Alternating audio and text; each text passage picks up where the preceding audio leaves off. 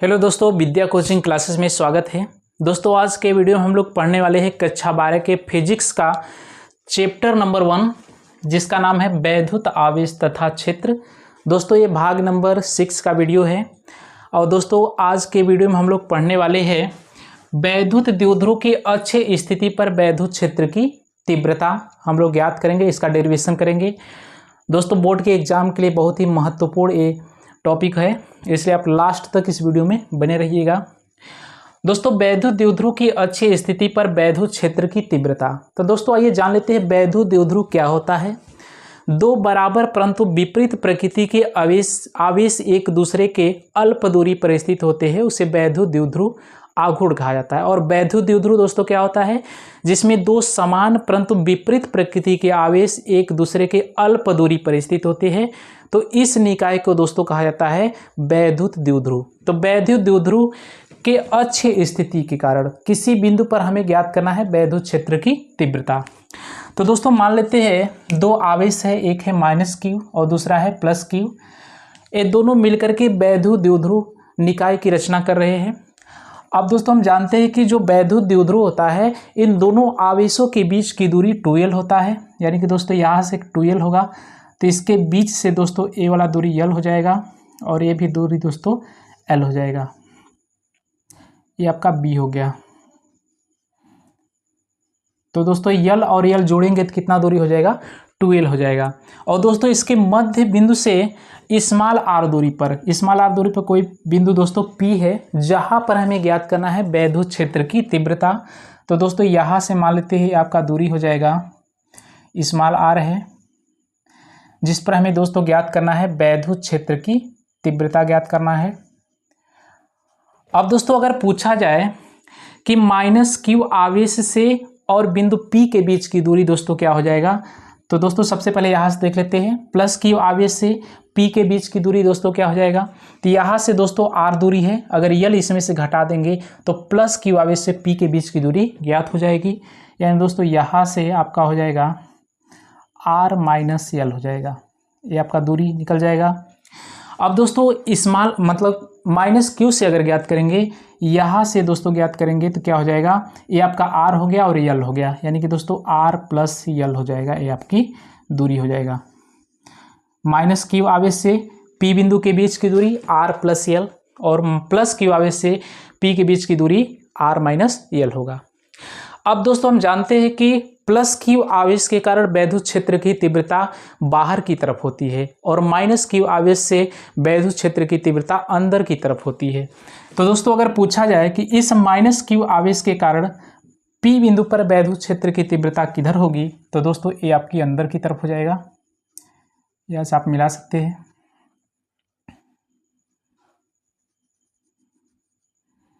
ये आपका P बिंदु है। तो दोस्तों वैद्युत क्षेत्र की तीव्रता इस पर किधर होगी, अंदर की तरफ होगी। -q है तो अंदर की तरफ हो जाएगा। तो दोस्तों E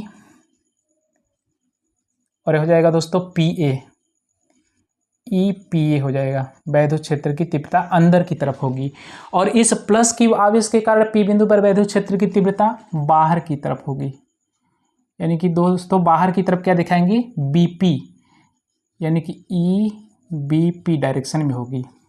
तो इतना पॉइंट दोस्तों क्लियर होगा। अगर +q आवेश होगा तो P बिंदु पर वैद्युत क्षेत्र की तीव्रता बाहर की तरफ, क्योंकि प्लस से दूर होता है, और -q आवेश से अगर पूछा जाए तो माइनस अंदर की तरफ होता है, तो EPA हो जाएगा, PA।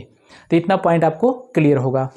अब दोस्तों आइए लिखते हैं -q आवेश के कारण P बिंदु पर वैद्युत क्षेत्र की तीव्रता। सॉरी दोस्तों सबसे पहले +q आवेश से लिख लेते हैं।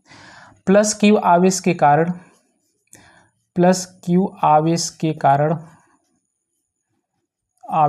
कारण बिंदु P पर वैद्युत क्षेत्र की तीव्रता।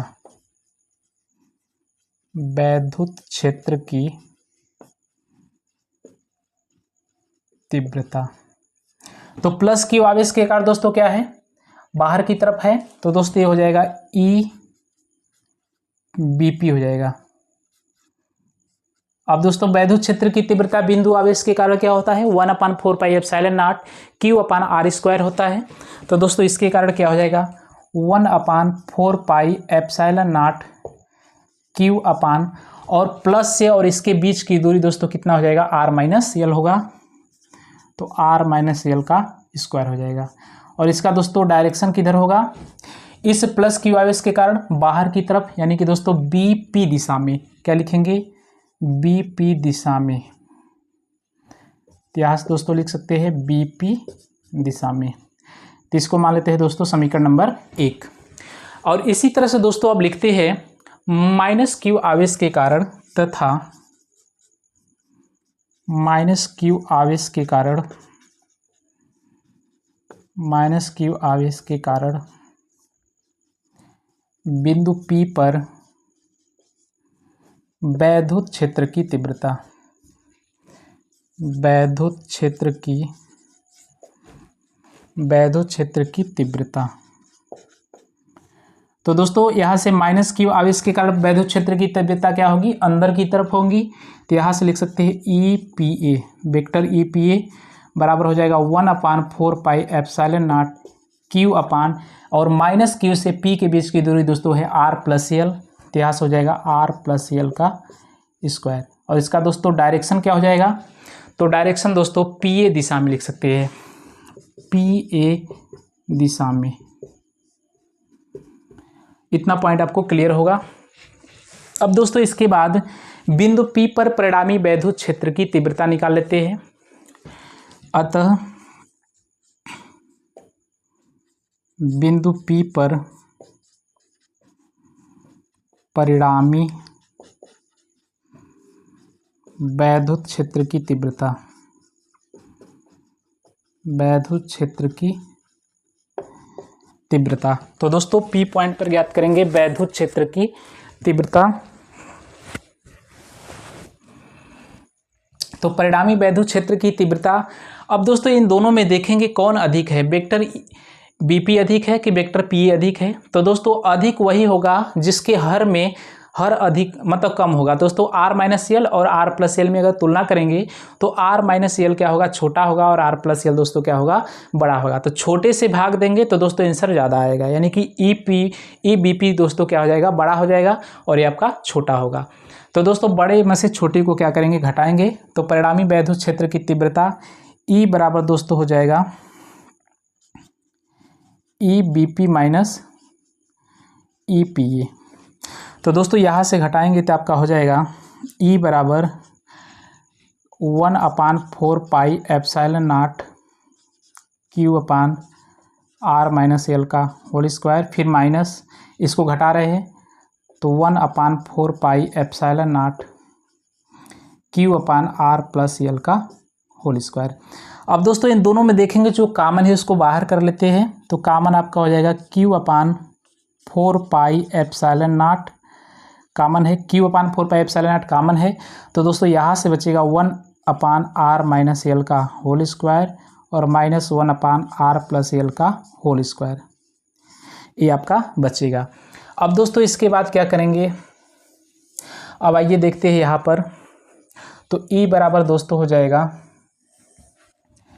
E बराबर हो जाएगा Q अपान 4πε0 और ब्रैकेट में दोस्तों r-l का होल स्क्वायर, यानी कि a-b के होल स्क्वायर के फार्मूला से खोलेंगे। तो यहाँ से दोस्तों हो जाएगा, सॉरी दोस्तों क्या करेंगे, इससे पहले एलसीएम ले लेते हैं। एलसीएम दोस्तों क्या हो जाएगा, यहाँ से नीचे r-l का होल स्क्वायर फिर r+l का होल स्क्वायर। तो एलसीएम लेंगे तो दोस्तों r-l का होल स्क्वायर कटेगा तो बचेगा r+l। यहाँ से हो जाएगा r+l का होल स्क्वायर फिर माइनस, और यहाँ से बचेगा r-l का होल स्क्वायर। अब दोस्तों खोलेंगे अब फार्मूला से। तो यहाँ से E बराबर दोस्तों हो जाएगा Q अपान 4πε0। अब a+b के होल स्क्वायर के फार्मूला से दोस्तों क्या करेंगे, खोलेंगे। तो यहाँ से r² + l² + 2rl। अब इसको भी दोस्तों ब्रैकेट में ही खोलते हैं, r² + l² और -2rl होता है। और इसके बाद दोस्तों नीचे वाला क्या हो जाएगा, एक ब्रैकेट में ए माइनस बी और दूसरे ब्रैकेट में ए प्लस बी का रूप है, तो a square minus b square का होल स्क्वायर हो जाएगा, यानी दोस्तों r square minus l square का होल स्क्वायर हो जाएगा। तो इतना पॉइंट आपको क्लियर होगा। अब इसके बाद ब्रैकेट को खोलते हैं, तो ई बराबर दोस्तों हो जाएगा q upon 4 pi epsilon naught r square plus l square plus 2RL, और माइनस से अंदर गुणा कर लेते हैं, तो minus r square minus l square और माइनस माइनस दोस्तों क्या हो जाएगा प्लस, तो प्लस 2RL हो जाएगा, और नीचे दोस्तों हो जाएगा r square minus l square का होल स्क्वायर। तो यहाँ से जो प्लस माइनस वाला है काटने वाले काट देंगे, तो आर स्क्वायर प्लस में है, ये माइनस में, ये प्लस में और ये माइनस में कट जाएगा। तो दोस्तों यहाँ से हो जाएगा q upon 4 pi epsilon not 2RL, और 2RL दोस्तों क्या हो जाएगा 4RL हो जाएगा, यानी कि दोस्तों यहाँ से लिख सकते हैं 4RL upon r square minus l square का होल स्क्वायर। अब दोस्तों यहाँ पर करेंगे क्या कि हम जानते हैं कि जो ई बराबर दोस्तों इतना पॉइंट दोस्तों स्क्रीनशॉट ले लीजिए, फिर आगे ऊपर से करेंगे, तो जल्दी से स्क्रीनशॉट ले लीजिए, फिर ऐसा इसके आगे करते हैं।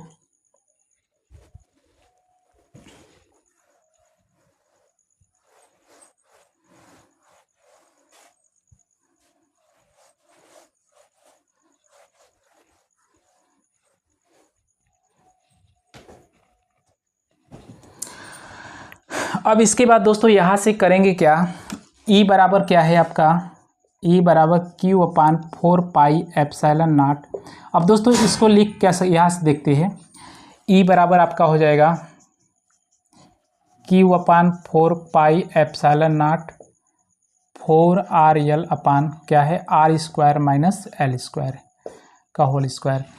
अब दोस्तों हम जानते हैं कि वैद्युत द्विध्रुव आघूर्ण क्या होता है, वैद्युत द्विध्रुव आघूर्ण P बराबर होता है Q इंटू 2L होता है, तो इसको उसी रूप में कन्वर्ट करेंगे, तो यहाँ से हो जाएगा Q अपान 4, सॉरी दोस्तों यहाँ से कर लेते हैं 1 अपान 4 पाई एप्सिलॉन नॉट, इसको लिख सकते हैं Q इंटू 2L एक जगह दोस्तों कर लिए, तो Q इंटू 2L एक जगह कर लिए, तो यहाँ से बचेगा दोस्तों 2R बचेगा, और नीचे हो जाएगा दोस्तों r square minus l square का होल स्क्वायर।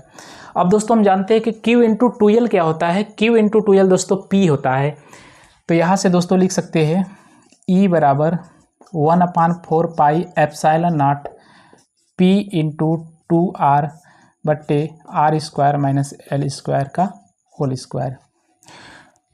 तो दोस्तों यहाँ से हो जाएगा आपका ये फार्मूला।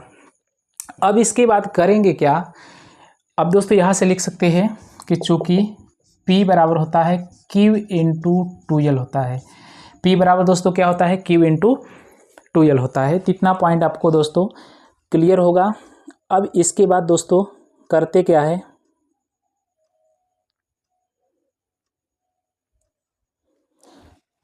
अब इसके बाद दोस्तों अब देखेंगे R और L की तुलना करेंगे, तो R और L में दोस्तों कौन बड़ा है, R बड़ा है, यानी कि दोस्तों यहाँ से चूंकि R is very greater than L हो तो R स्क्वायर की तुलना में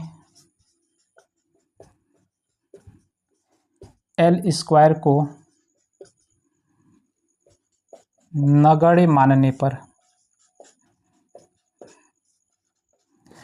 दोस्तों हम जानते हैं कि जो चीज़ जितना छोटा होता है उसका स्क्वायर करते हैं तो उतना ही छोटा आता है। तो दोस्तों R क्या है, बड़ा है L की तुलना में, तो L छोटा है R से, तो इसका स्क्वायर करेंगे तो और छोटा आएगा, तो उसको दोस्तों L स्क्वायर को नगण्य मानने पर, ये नगण्य का मतलब 0 के बराबर, तो दोस्तों इसके स्थान क्या मान लेंगे 0 के बराबर मान लेंगे। तो यहाँ से E बराबर दोस्तों निकल के आ जाएगा 1 upon 4 pi epsilon naught P into 2R अपान, यहाँ से दोस्तों 2 दूना के 4 हो जाएगा, R के पावर 4, तो एक R से एक R कट जाएगा तो 3 बचेगा। तो E बराबर दोस्तों हो जाएगा 1 upon 4 pi epsilon not 2P upon RQ, और दोस्तों ये हो जाएगा न्यूटन प्रति कूलाम। यही आपका दोस्तों हो जाएगा अच्छी स्थिति में वैद्युत क्षेत्र की तीव्रता के लिए सूत्र हो जाएगा। तो दोस्तों आई होप कि आपको डेरिवेशन समझ में आया होगा। दोस्तों जल्दी से स्क्रीनशॉट ले लीजिए, और इसी तरह के वीडियो को पाने के लिए हमारे चैनल को लाइक सब्सक्राइब शेयर जरूर कीजिएगा। मिलते हैं नेक्स्ट वीडियो में, तब तक के लिए धन्यवाद।